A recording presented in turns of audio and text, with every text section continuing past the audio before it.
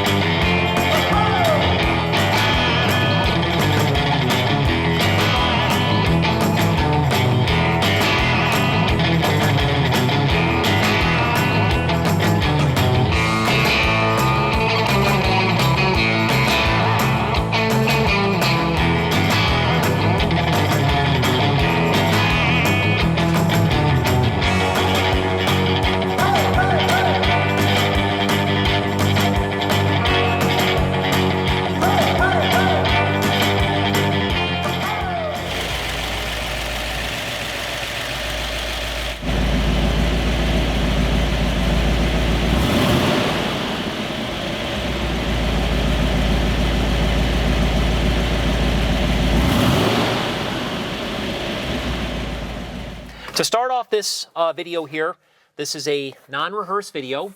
If you have or have not been following MS Classic Cars, you will note that I only collect number 1 and number 2 condition vehicles. All those vehicles can be referenced on our website at msclassiccars.com. We're very proud to say that we are the only classic car dealership in the country that services everything we sell. We document the work with an invoice, as we've done here with this particular car, which I will go over in a minute. Once the vehicles are completely serviced, we put them through a very vigorous detail process, and then of course we provide tons of highly detailed photos in this video here for you today. So please do your homework on MS Classic Cars. To start off this particular presentation here, I'm going to reference some of my notes just for the first paragraph, and then I'm going to dip into a little bit of the story and reference some of my notes that are in this binder here to show you. But let's start off by saying, again, this is referred to as one special 62 Chevy, simply because that was written by the gentleman who owned the car from 1966 to 2014. His name is Mark Whitmer. I'm going to get into the story here in a minute. As I said earlier, this car is a top 25 car in history of MS Classic Cars, and when I say that, I'm talking about quality. This vehicle is absolutely spectacular in every sense of the word. So it was restored again to the highest level of quality using original, NOS, and correct parts. It spent many years on the show circuit, including ISCA, Detroit Autorama, Chevy Vettefest, Chevy Convention, and Grand Prix Concours, where it achieved many prestigious awards. Those awards are with the gentleman who achieved all those awards over the years, but not included with the vehicle. I just want to make sure to make note of that. As the VIN number indicates, this vehicle was built in Flint, Michigan as a 62 Bel Air 6-cylinder 2-door Sport Coupe.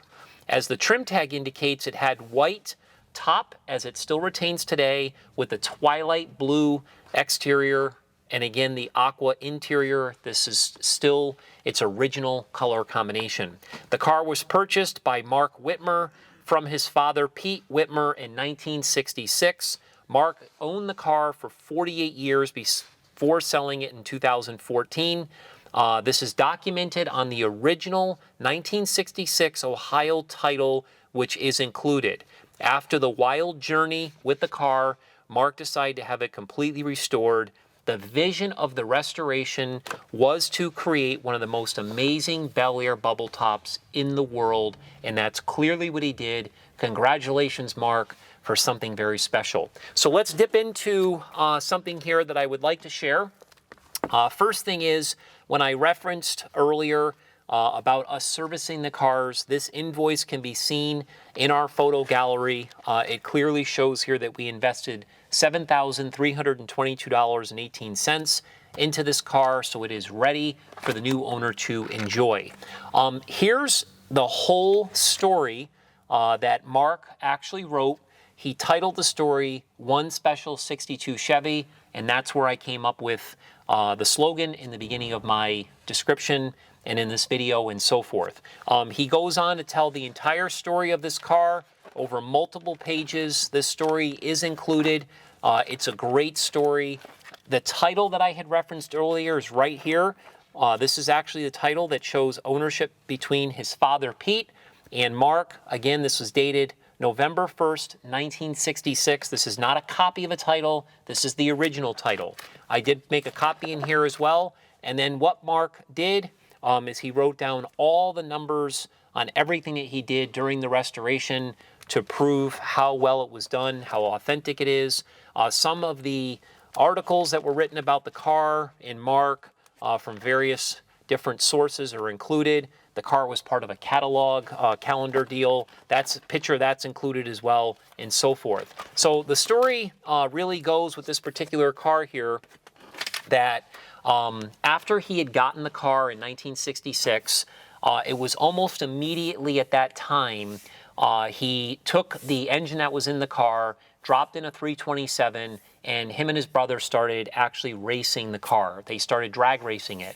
It was nothing crazy, not some high division. They just did it more for fun than anything else. That took place from 1966 to around that 1969-1970 time frame. It was around that time frame that they had bought a Corvette, and they decided to take the motor out of the car, the 327, put it in the Corvette, and then have some fun with that car. This particular car, which at the time only had about 30,000 miles on it, went into the garage. It was never out in the climate, bad weather or anything like that. Basically, the car sat, and he did not touch the car for another like 12 years. It wasn't until the early 80s that he pulled the car back out, put a different engine in the car, and then he started using it sparingly. At one point, he started going to a couple of local car shows. He fell in love with a particular Bel Air Bubbletop that was at one of these shows. It was a beautiful car. He went home, had some personal thoughts, and said, I want to create a car that not only blows that car away, but blows every single Bel Air Bubbletop away in the world.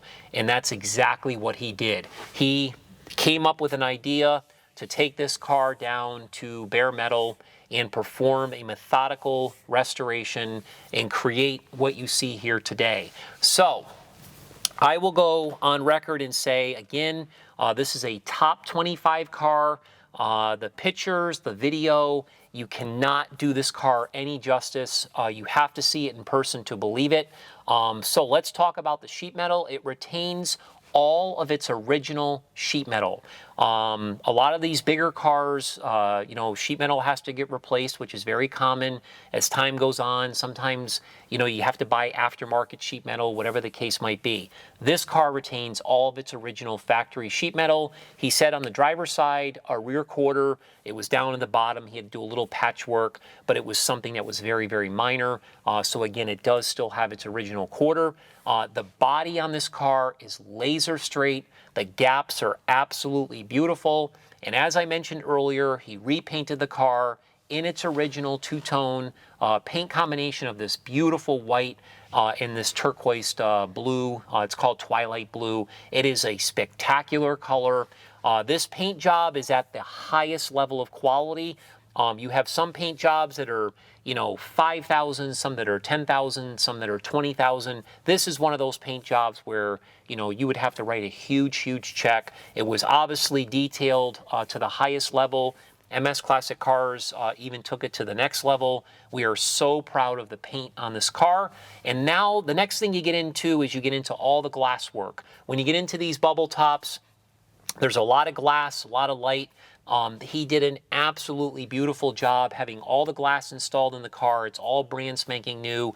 Even went to the extent of having all of the glass stamped as if it was done at the factory for judging purposes. Again, spectacular crystal clear glass. All the stainless on this vehicle, which a lot of it is original and restored, was done to the highest level. We're getting into, headlight bezels, glass trim, we're getting into bumpers, we're getting into all that kind of stuff. Anything that you see on the vehicle that is bright work is absolutely perfection. Again, I cannot say enough about it. When the car came to MS Classic Cars, I actually made a decision with the service team to change out the hubcaps that were on it and put on these hubcaps. We also painted the wheels the same color as the car to give it a little bit more of a muscle car look, if you will. And then we wrapped those wheels with brand new Goodyear tires that would be somewhat correct back in the day. They're a super looking wheel and tire, especially when they're underneath a car like this. It just gives it a real beautiful stance. When we get into the interior, again, this interior is absolutely over the top. This car is in better condition than it ever was when it was new. Chevrolet could never make them this spectacular when they were new. I can't say enough about it. It has this lighter, kind of this teal headliner here, dome light, beautiful sun visors, brand new rear view mirror. The dash is a little bit of a different shade of green. It's absolutely stunning. It's kind of a blue-green, if you will. You'll clearly see it in all the photos.